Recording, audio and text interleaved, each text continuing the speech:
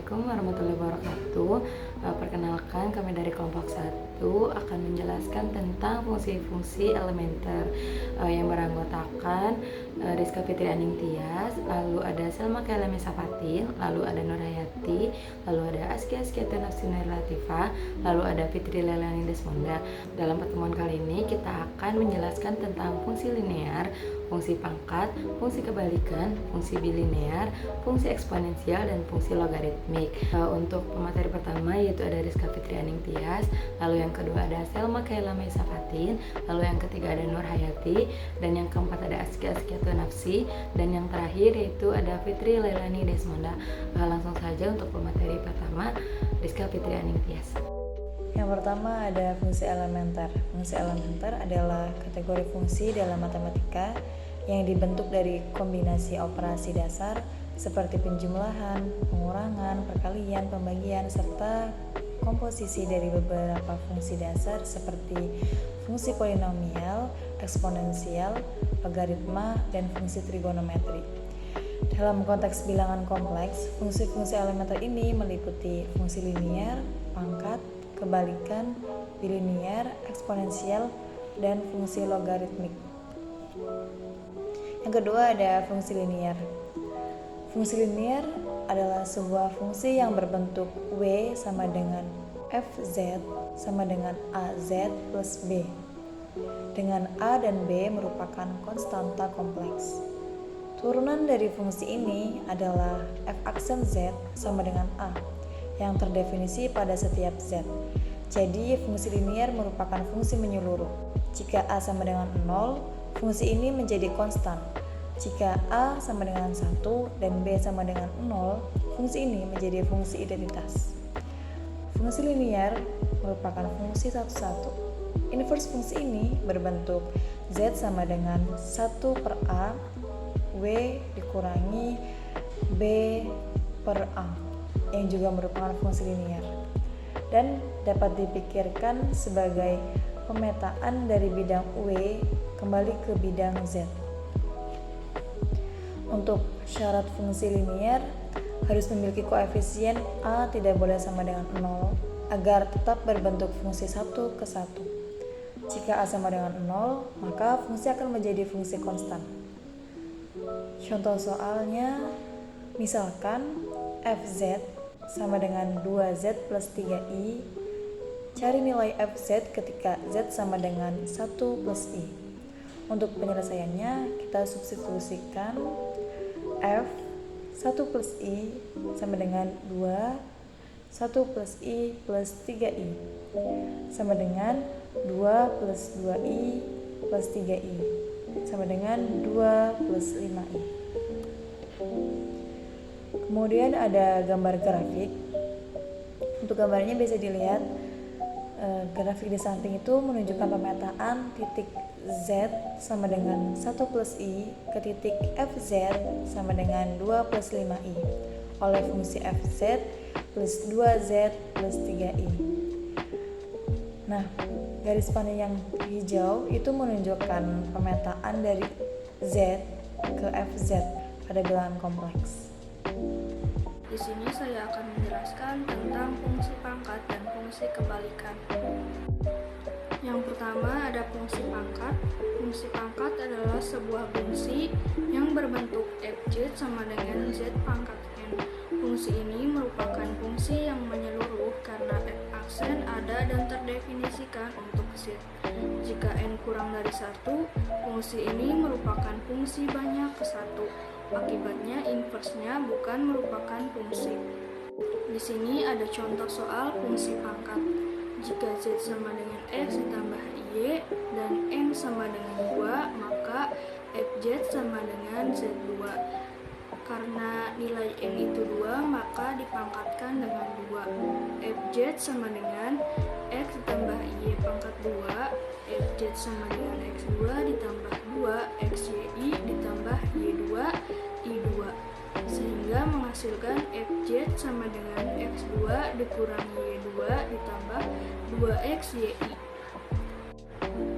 Metode lain untuk menentukan pangkat dari bilangan kompleks adalah dengan menggunakan mengubah bilangan tersebut ke dalam bentuk eksponensial terlebih dahulu. Kita coba untuk bilangan kompleks modulo 1, sehingga Z sama dengan 1 dikali cos theta ditambah 1 dikali sin theta.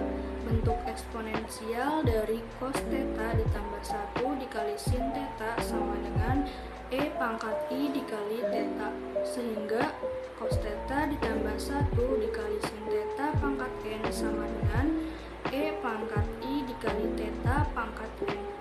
Cos theta ditambah 1 dikali sin theta pangkat N sama dengan E pangkat I theta dikali E pangkat I theta dikali E pangkat I theta sampai dengan E I theta.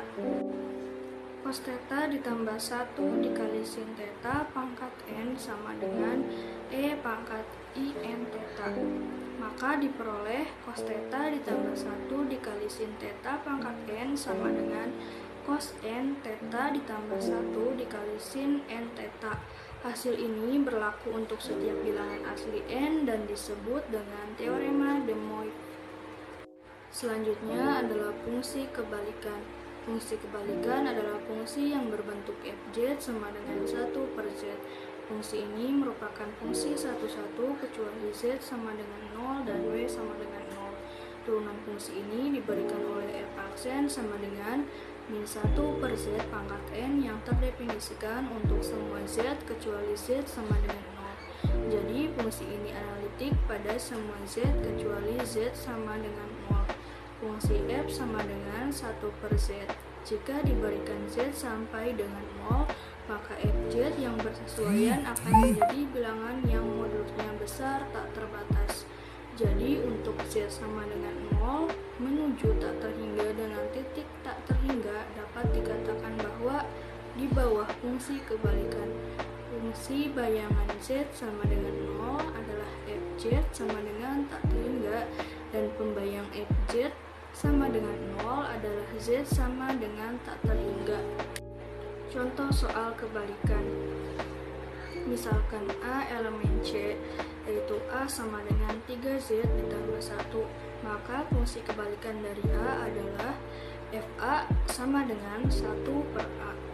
FA, yaitu A-nya itu bernilai 3Z ditambah 1 sama dengan maka 1 per 3Z ditambah 1. Karena fungsi fz sama dengan 1 per 3Z ditambah 1 bukan suatu fungsi kebalikan, maka tidak sesuai dengan definisi yang menyatakan fz sama dengan 1 per z.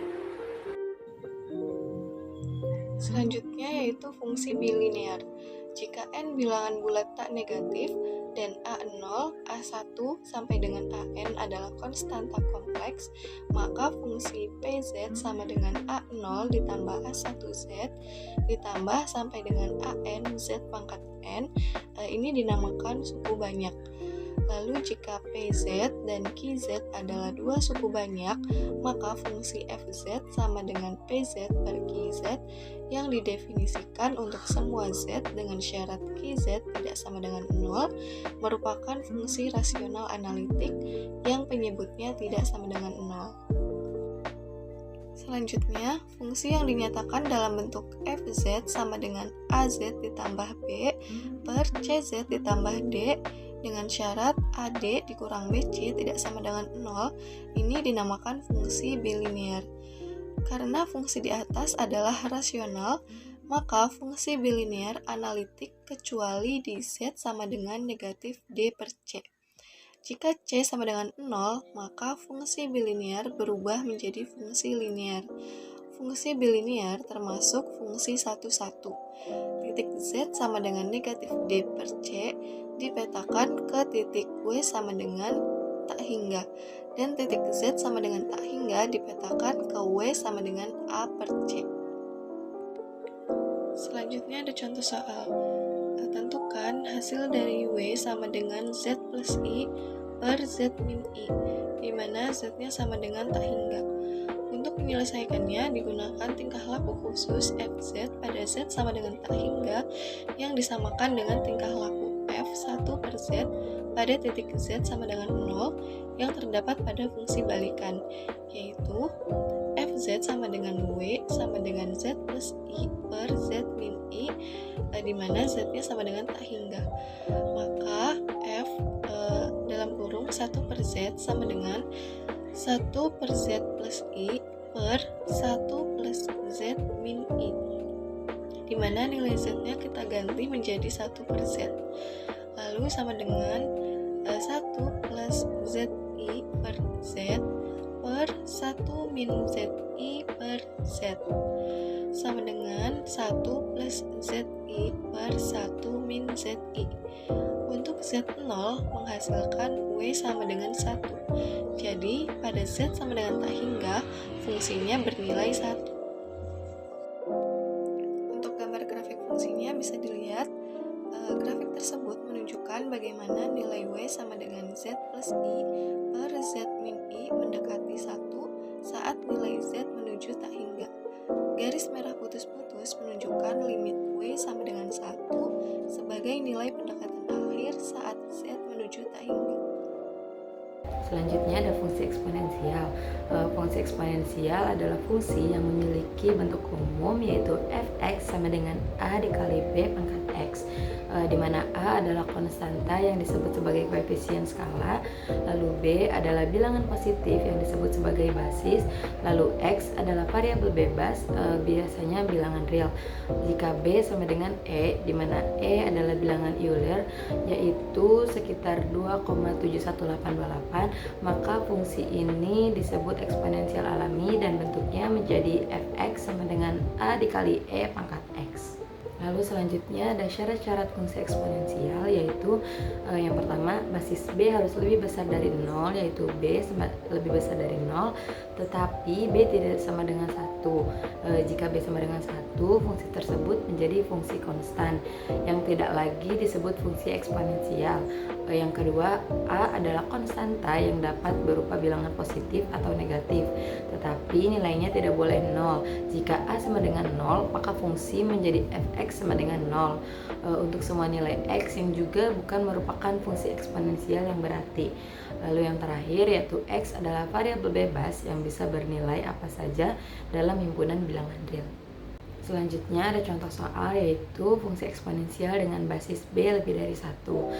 Dengan tadi rumusnya kan fx sama dengan a dikali b pangkat x.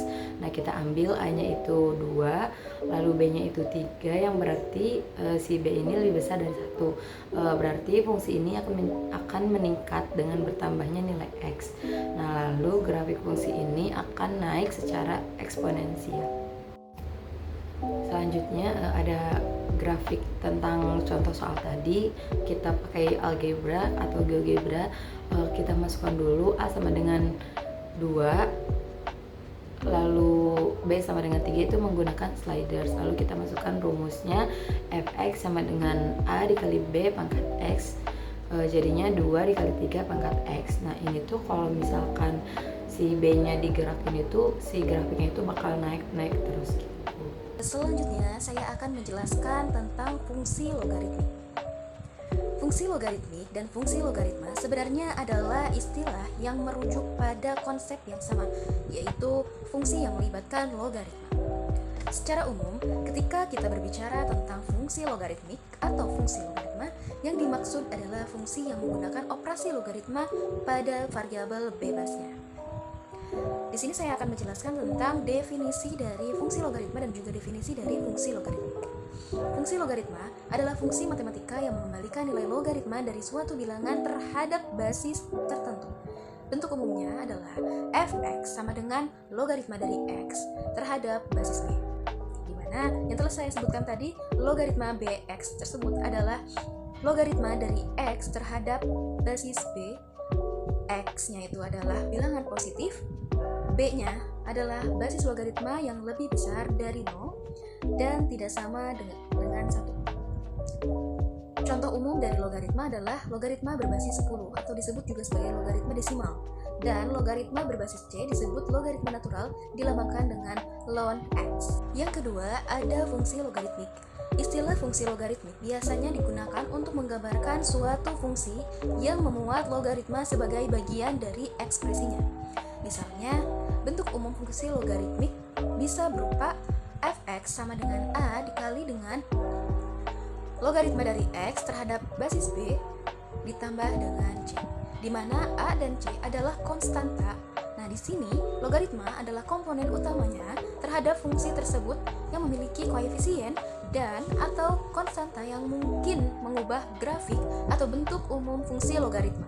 Logaritma natural dari bilangan nyata positif x dituliskan ln x.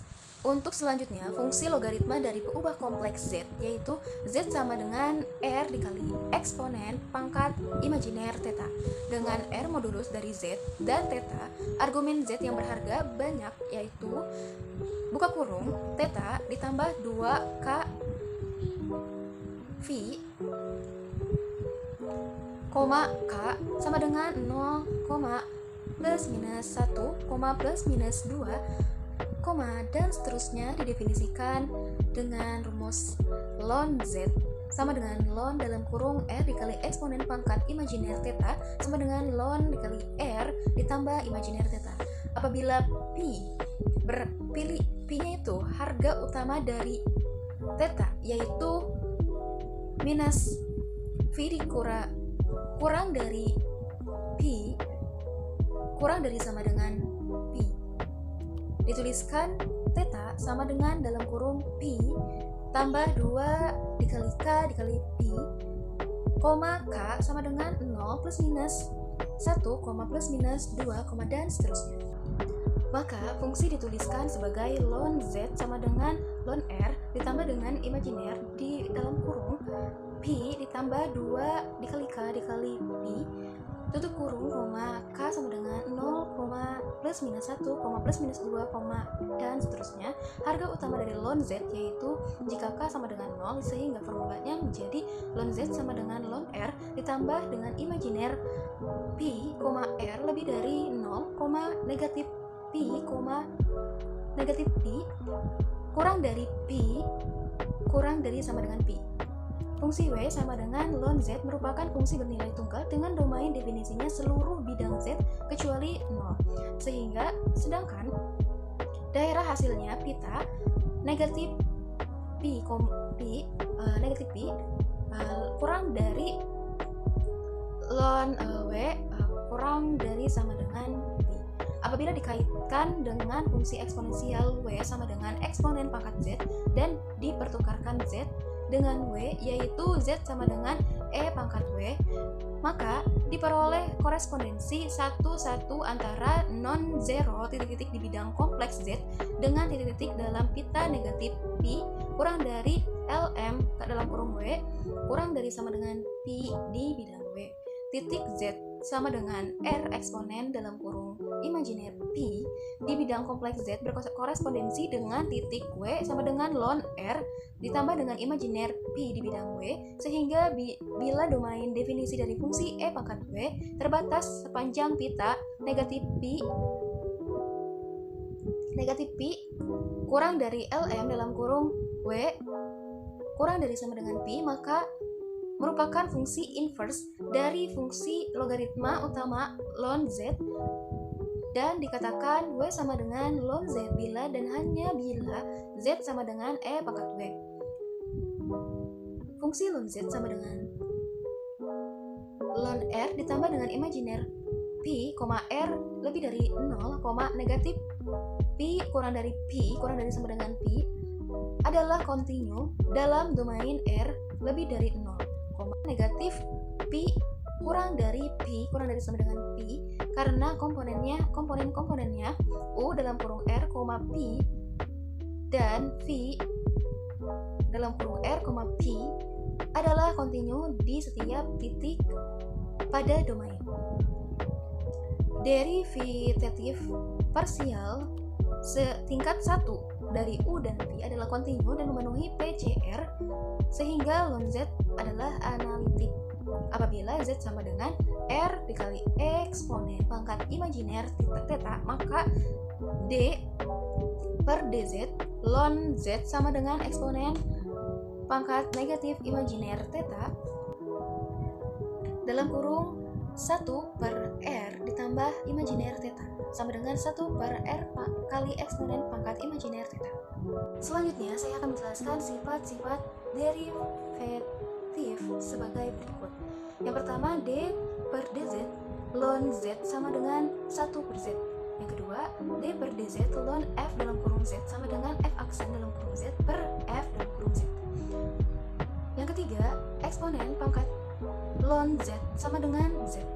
Yang keempat, ln eksponen pangkat z sama dengan ln matriks eksponen pangkat z ditambah dengan imajiner argumen dikalikan dengan eksponen pangkat z sama dengan x ditambah dengan imajiner dalam kurung y ditambah 2 dikali k dikali pi sama dengan z ditambah 2 k pi, k sama dengan 0, plus minus 1, plus minus 2, dan seterusnya. Yang kelima, ln dalam kurung z1 ditambah dengan z2 sama dengan ln z1 ditambah dengan ln z2. Yang keenam, ln matriks z1 per z2 sama dengan ln z1 dikurangi dengan ln z2. Yang ketujuh, ln dalam kurung z pangkat 1 per n sama dengan 1 per n ln z. Dan yang kedelapan, z pangkat 1 per n sama dengan eksponen dalam kurung 1 per n ln z. Ln dalam kurung z pangkat n tidak sama dengan n dikalikan dengan ln z. Dapat ditunjukkan dengan memisalkan z sama dengan imajiner dan n sama dengan 2, maka ln dalam kurung z pangkat n sama dengan ln dalam kurung imajiner pangkat 2 sama dengan ln dalam kurung negatif 1 sama dengan dalam kurung pi tambah 2 k pi tutup kurung imajiner sama dengan dalam kurung 1 tambah 2k tutup kurung pi dikalikan dengan imajiner, k sama dengan 0, plus minus 1, plus minus 2, dan seterusnya. Sedangkan n dikalikan dengan ln z sama dengan 2 ln i sama dengan 2 dikalikan atau dalam kurung pi per 2 ditambah dengan 2k tutup kurung i sama dengan dalam kurung 1 ditambah 4k tutup kurung pi dikalikan dengan imajiner, k sama dengan 0, plus minus 1, plus minus 2, dan seterusnya. Uraian di atas tadi diperoleh hasil yang berbeda dan dapat dikatakan bahwa ln dalam kurung imajiner pangkat 2 tidak sama dengan 2 dikalikan dengan ln dikalikan dengan imajiner. Nilai ln dalam kurung z pangkat n sama dengan n dikalikan ln z hanya apabila keduanya bernilai tunggal. Misalnya, ln dalam kurung 1 ditambah dengan imajiner pangkat 2 sama dengan 2, tetapi ln dalam kurung negatif 1 ditambah imajiner pangkat 2 tidak sama dengan 2 ln dikalikan dengan negatif 1 ditambah dengan imajiner. Saya berikan contoh yang pertama, itu tunjukkan bahwa D per dz ln z sama dengan 1 per z, dan yang kedua tunjukkan bahwa D per dz ln fz sama dengan f aksen z per fz. Dengan penyelesaian yang pertama, pembuktian bahwa D per dz ln z sama dengan 1 per z, yaitu misal W sama dengan ln z, maka Z sama dengan E pangkat W dan dz per dw sama dengan E pangkat W sama dengan Z. Sehingga D per dz ln Z sama dengan dw per dz sama dengan 1 per dz per dw sama dengan 1 per Z. Dengan catatan turunan tersebut tidak ada di titik cabang Z sama dengan 0, dan itu sudah terbukti. Dan yang kedua, pembuktian bahwa D per dz ln Fz sama dengan F aksen Z per Fz, misal W-nya ini sama dengan ln C dengan C sama dengan Fz, maka dw per dz sama dengan dw per dc dikalikan dengan dc per dz sama dengan 1 per C dikali dc per dz sama dengan F aksen Z per Fz, dan itu juga sudah terbukti. Dan pada slide ke-29 ini ada grafik turunan dari ln Z terhadap Z. Baik, yang selanjutnya dari fungsi logaritmik juga. Secara umum, fungsi logaritmik adalah jenis dari fungsi logaritma yang bisa memiliki bentuk lebih kompleks, misalnya dengan konstanta atau variasi lainnya. Nah, kedua istilah ini sering digunakan secara bergantian, tetapi secara teknis, fungsi logaritmik mengacu pada fungsi yang melibatkan logaritma sebagai elemen utama dalam ekspresinya. Nah, sebagai contoh di sini ada beberapa sifat dari logaritma. Di sini, yang pertama, logaritma 1 dengan basis A sama dengan 0, dan yang kedua, logaritma dengan basis A sama dengan 1, Yang ketiga, logaritma B dikali C dengan basis A sama dengan logaritma B dari basis A ditambah dengan logaritma C. Baik, yang selanjutnya di sini saya akan memberikan contoh soal yang dimana materi logaritma di sini terdiri dari 3 soal. Yang pertama, sederhanakanlah beberapa bentuk logaritma berikut ini. Logaritma 81 dengan basis 3 ditambah dengan logaritma 243 dengan basis 3 sama dengan berapa? Lalu yang kedua, di sini logaritma 1 per T dengan basis K dikalikan dengan logaritma 1 per M dengan basis T dikalikan dengan logaritma 1 per N dengan basis M dikalikan dengan logaritma 1 per K dengan basis N. Itu berapa? Lalu yang ketiga, yaitu logaritma 24 dengan basis 3 dikurangi dengan logaritma 2 akar 3 dengan basis 3 ditambah dengan 2 kali logaritma 1 per 9 dengan basis 3 ditambah dengan logaritma 9 per 4 dengan basis 3, itu berapa? Nah, yang pertama, penyelesaian yang pertama dengan soal logaritma 81 dengan basis 3 ditambah dengan logaritma 243 dengan basis 3 sama dengan logaritma dalam kurung 81 dikalikan dengan 243 dengan basis 3. Mohon maaf, itu ada kesalahan penulisan, bukan 273 tapi 243. Nah, di sini hasilnya sama ya, sesuai dengan yang di PPT, yaitu sama dengan logaritma 19.683 dengan basis 3 sama dengan logaritma 3 pangkat 9 dengan basis 3 sama dengan 9 dikalikan dengan logaritma 3 dengan basis 3 sama dengan 9 dikalikan. Nah, karena logaritma 3 dengan basis 3 itu 1, maka di sini 9 dikalikan dengan 1 sama dengan 9. Lalu yang kedua, jawaban yang kedua yakni logaritma 1 per T dengan basis K dikalikan dengan logaritma 1 per M dengan basis T dikalikan dengan logaritma 1 per N dengan basis M dikalikan dengan logaritma 1 per K dengan basis N sama dengan logaritma T inverse dengan basis K dikalikan dengan logaritma M inverse dengan basis T dikalikan dengan logaritma N inverse dengan basis M dikalikan dengan logaritma K inverse dengan basis N sama dengan dalam kurung negatif logaritma T dengan basis K dikalikan dengan negatif logaritma M dengan basis T dikalikan dengan negatif logaritma N dengan basis M dikalikan dengan negatif logaritma K dengan basis N sama dengan negatif dalam kurung logaritma T dengan basis K dikalikan dengan logaritma M dengan basis T dikalikan dengan logaritma N dengan basis M dikalikan dengan logaritma K dengan basis N. Maka kita peroleh sama dengan negatif logaritma K dengan basis K sama dengan negatif 1. Lalu yang ketiga, logaritma 24 dengan basis 3 dikurangi logaritma 2 akar 3 dengan basis 3 sama ditambah dengan 2 dikalikan dengan logaritma 1 per 9 dengan basis 3 ditambah dengan logaritma 9 per 4 dengan basis 3 sama dengan logaritma 24 dengan basis 3 dikurangi log 2 akar 3 dengan basis 3 ditambah dengan 2 dikalikan logaritma dalam kurung 1 per 9 pangkat 2 dengan basis 3 ditambah dengan logaritma 9 per 4 dengan basis 3 sama dengan logaritma 24 dikalikan 1 per 81 dikalikan 9 per 4 per 2 akar 3 dengan basis 3 sama dengan logaritma 2 per 3 per 2 akar 3 dengan basis 3 sama dengan logaritma 1 per 3 akar 3 sama dengan logaritma 1 per 3 akar 3 dengan basis 3 sama dengan logaritma 1 per 3 pangkat 3 per 2 dengan basis 3 sama dengan logaritma 3 pangkat negatif 3 per 2 dengan basis 3 sama dengan negatif 3 per 2. Mungkin itu saja yang bisa dijelaskan dari penyelesaian ini. Lalu di slide selanjutnya, di sini ada beberapa grafik yang menghasilkan dari hasil perhitungan tersebut. Di slide 32 ini merupakan grafik dari contoh soal A. Lalu yang selanjutnya slide 33, di sini ada grafik contoh soal ke B. Dan yang ketiga yaitu di slide 34 ada grafik untuk soal C. Mungkin itu saja yang bisa saya sampaikan. Terima kasih banyak.